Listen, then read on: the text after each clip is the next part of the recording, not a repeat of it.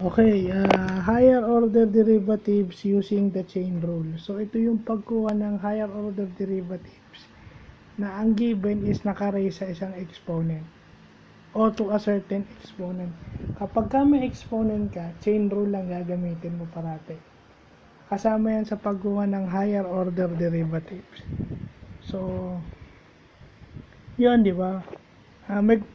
Ito kahapon, walang condition. Ngayon, ito, may condition, yung given. Kasi, may exponent ng given. So, mas humirap. No? Ang gagamitin mo is getting the higher order derivative. Ibig sabihin, yung hindi yung second derivative and third derivative by using the chain rule. So, yan tayo ngayon. So, kagaya ng na-vlog natin kahapon,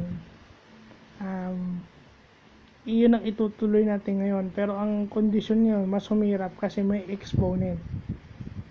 So, yung chain rule is ginagamit din pala pagkuha ng higher order derivatives. So, yun lang ho.